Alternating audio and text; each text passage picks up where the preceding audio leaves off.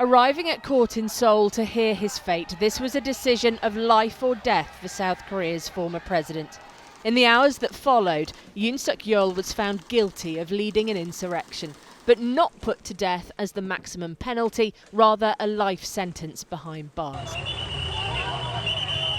And this is why, in December 2024, declaring martial law on the grounds of protecting the country, ultimately a botched attempt at imposing military rule.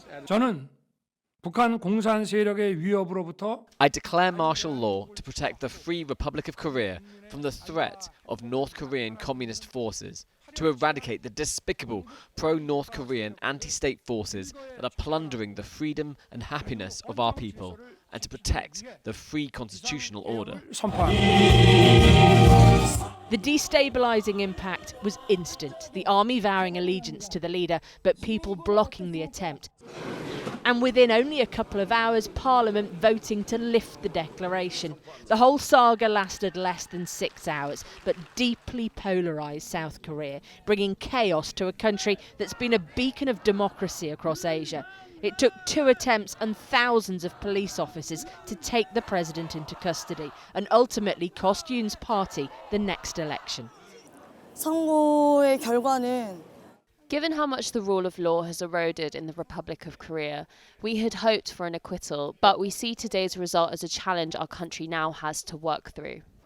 앞으로 이제 대한민국이 오늘에 있는 결과는 이번에 우리 국민들이 너무 양분화가 심했잖아요. South Korean citizens have been so deeply polarised, pitted against each other. I really think it should have been the death sentence so that this doesn't become an example to repeat. Martial law must never be allowed. 절대적으로 있어서는 안 되고. It's often said that South Korea's government is ruled by prosecutors. Yoon was Prosecutor General himself, with it commonplace to use the legal process to attack opponents. Today, his lawyers said even the life sentence ignored what they called the established facts. 오늘 법치가 Watching what appears to be a collapse of the rule of law today, I am compelled to question whether we should proceed with an appeal or continue to participate in these criminal proceedings at all. 계속 참여를 해야 될지. When he declared martial law, it was against a backdrop of an increasingly tricky political situation, a poor domestic approval rating, the National Assembly dominated by the opposition, and his wife mired in scandal, accused of misconduct including bribery and political interference. She's now in jail too. But declaring martial law is not exactly new. Before its transition to democracy, it was often imposed and rescinded. South Korea is a relatively new democracy, not really beginning the transition until the late 80s and consolidation through the 90s. Its population, therefore, have memories of a very different time. A long, long time ago, I can still remember how the music used to make me smile. What's more startling is that it's in this era, when South Korea holds its own on an international stage, where there has been unity, with DC and Tokyo watching closely. China and North Korea seen as common threats in an increasingly aggressive neighbourhood. A fractured domestic position therefore does not serve solidarity against common perceived threats. Yoon was already jailed back in January for obstructing his own arrest and falsifying documents. He faces yet another 2 trials. South Korea may have taken astronomical leaps in a short space of time, its culture consumed across the world and heralded as a vibrant democracy. But this internal political K-drama has cost it dearly. I'm now joined by Dr. Edward Howell, who's a lecturer of international relations at Oxford University and specialises in the security of East Asia and the politics of South Korea. Thank you for joining us. Can you make sense of all this for us first? Why did he even use declaring martial law as a tactic in the first place? So this was what I would call the nuclear option in terms of domestic politics. It was President Yoon really realising that the only way to consolidate power and to consolidate his grip on authority was to declare martial law. I think what's important to bear in mind is that it is not illegal for a South Korean president to declare martial law. Article 77 of the Constitution says it's within the president's prerogative to do so under circumstances of war and national emergency. I think we need to bear in mind that this is a very extreme reaction, the fact that he has been given a life sentence, and he is likely to appeal the decision. This is not uncommon on the part of South Korean presidents. Every South Korean president who has in the past been convicted has served, say, 2 to 5 years in prison and then been pardoned.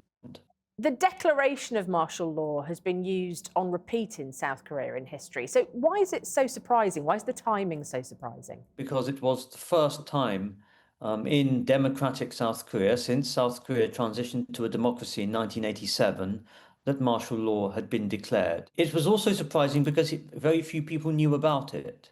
He told very few people, even within his own government. That said, I think we need to be nuanced here. For all his domestic flaws, President Yoon's foreign policy was very successful in strengthening ties with Japan and with the United States. So what's been so polarising for the population in South Korea then? Because there are strong feelings for and against Yoon and what he did. So for some, President Yoon was the embodiment of South Korea. He was strong towards China, he pursued a policy of strength towards North Korea, and sought to reconcile ties with Japan, with whom relations had been historically frosty. For others, those more on the left of South Korean politics, President Yoon was basically an appeaser towards Japan. For the South Korean left, Japan's colonization of the Korean peninsula is a long-standing issue with which they cannot let go. I think we also need to remember that there was a generational gap. There's the younger voters and the older voters, so on extreme ends, tended to support President Yoon. Those in the middle did not. And I think what's important to note is that this polarization is certainly not going to go away. Some of his supporters are worried about neighbouring nations like China and North Korea. Do they have an argument for that, or is that baseless? North Korea and China are regional and global threats, and the current South Korean government's approach of pursuing a pragmatic policy, trying to avoid taking sides between the US and China, can only work for so long, in my view. We need to remember that China is a regional revisionist power and globally, and if South Korea decides to appease China and move away from the United States, this will be extremely detrimental for South Korea's foreign policy and the broader security of the region. North Korea's ultimate goal is for the state to be recognized as a nuclear-armed country, a nuclear-armed state, and Kim Jong-un is making strides in this regard, not least through its ties with Russia and with China. I think the declaration of martial law on the grounds of pro-North Korean forces, I think that's something that we need to treat with a little bit of skepticism. I think, obviously, the threat from North Korea, the exacerbating threat, allowed President Yoon to use this reason and as a justification.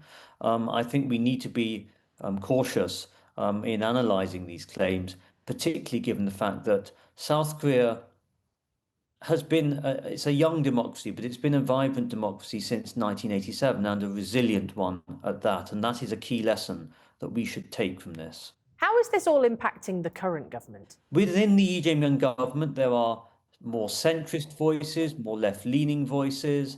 And one of the key challenges that President Lee is facing at the moment is how to reconcile these differing perspectives, these differing views, particularly on two areas. The first, when it comes to South Korea's policy towards North Korea, and the second, when it comes to South Korea's relationship with the United States on the one hand and China on the other. Yet what of South Korea on the international stage with its allies now? Has it considerably weakened its own position? If we were to say that the martial law incident weakened South Korea's position, this would be very naive. Due process was followed, law and order was followed.